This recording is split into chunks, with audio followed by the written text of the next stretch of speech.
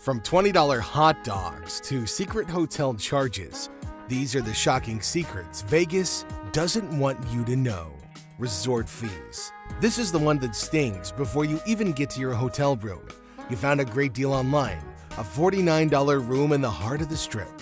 You feel like a genius, but at checkout, that deal suddenly cost $100 a night. Welcome to the world of resort fees. This isn't a surprise. It's a nightmare and a tax on tourists. In 2025, these fees aren't just for luxury hotels. They're everywhere, and they're climbing higher than a Vegas heat wave.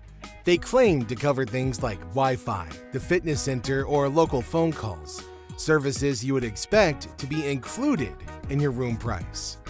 But the real kick in the teeth? You pay it even if you never touch that treadmill or log on to the internet. Imagine paying for a pizza delivery and then finding out you also owe a mandatory oven heating fee. Now that's the resort fee, Las Vegas style. It's a trick to make rooms look cheaper online, a little lie that adds up to big money. And if you thought the resort fee was outrageous, the charges on the ATM will leave you speechless. You've been having a great night. You're up a couple of bucks at the blackjack table, but you're out of cash. Ooh, you spot an ATM. You're thinking, jackpot, right? Wrong. This is where Vegas makes you pay to access your own money. And the ATM fee is never just a couple of bucks. It can be $5, $10, or even $15 per transaction. And that's before your own bank's fee. So you can take out $100 and suddenly you've lost 10% of it before you even put it in your pocket. These aren't just machines, they're cash extraction devices. It's a silent, almost invisible tax on every person who didn't come prepared. The casinos know you'll need more money eventually, and they've positioned these machines like a watering hole in the desert. You're gonna be so thirsty that you'll pay any price and still be thankful. Then, when you're down to your last couple bucks, you're not thinking about the fee. You're thinking about one more roll of the dice. Even though the ATM charges are deducted right in front of you, the concession fees are the exact opposite. This one is brand new, and it is the sneakiest one in their playbook. You're at a restaurant, you've enjoyed your meal, and the bill comes. You see the subtotal in the taxes, and then you see another line item, a concession fee or service fee, usually around 4 to 5%. You didn't ask for a special service. It's not a tip. It's an extra charge tacked onto your bill for no reason other than the casino needs more money. This is a silent, passive tax on every diner, every time. It's this mandatory tip that goes directly to the casino, not to your server. But because it's printed in a small font at the bottom of a menu, most people never even know it. This is death by 1,000 receipts, a tiny invisible drain that adds up to millions for the casinos and leaves you feeling like you got played. Still wondering why the fees are on the high side? Well, there's costs that you still don't even know about. Everyone knows the urban legend of Las Vegas. If you're gambling, the drinks are free. This is both true and a massive lie. The drink itself is free, but nothing else is. See, to get a free drink, you have to be actively gambling, which means the casino has a direct line to your wallet. You get a free beer after you've dropped $50 into a slot machine. They're not giving you a drink, they're buying you a few more minutes at the machine. The speed of service? That's no accident either. The cocktail servers are trained to keep you playing. Despite that free drink, you're still expected to tip. So while you're getting a beverage for $1 or $2, the casino is making sure that you're losing $100. The free drink isn't a perk, it's a tool, it's a trap.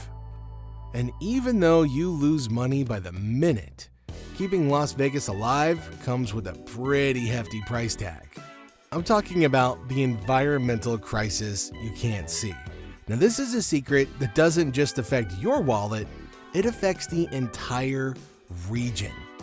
Las Vegas is a city of a million paradoxes, but perhaps the most shocking one is its location, a man-made oasis in the middle of a desert. Honestly, the amount of water and energy needed to power this city is just staggering. The famous Bellagio Mountains, the pools at every resort, the perfectly manicured golf courses, they're all drawing water from the Colorado River and Lake Mead, which are at historically low levels. The city uses a mind-boggling amount of water per capita. Meanwhile, the lights, the air conditioning, and the sheer electrical consideration of the Strip is a monument to excess in an era of climate anxiety. It's the ultimate contradiction. A city built on luxury in a place that can't even afford the basics. The glamour of Vegas is powered by a resource that's simply running out. It very quickly gets to a point where money isn't the consideration, but access is. You can't buy the water if it doesn't exist. You can't get additional electricity if nobody's willing to damage the environment to produce it. And even though there's barely enough natural resources to keep Vegas going, even in the short term, showgirls are practically surviving off of their work.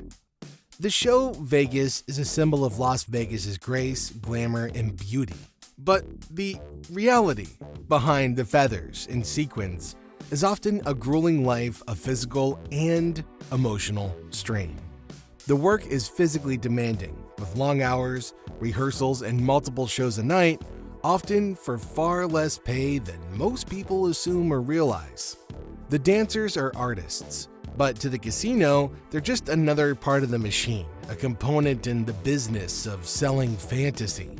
See, the performers are selling an illusion of effortless beauty, but the true cost is their time, their bodies, and even worse, their passion. When you're sitting in the audience, you're not just watching a show, you're watching somebody's entire life, their dreams, their hard work, and the reality of a city that chews people up and spits them out just as often as it makes them a star. So where does that leave the bottle of Las Vegas? The city that sells itself as a dream, but it's also a masterclass in modern exploitation. From the moment you land, the entire system is designed to take as much as it can from you, from the ridiculous taxi fares to the outrageous price of a bottle of water.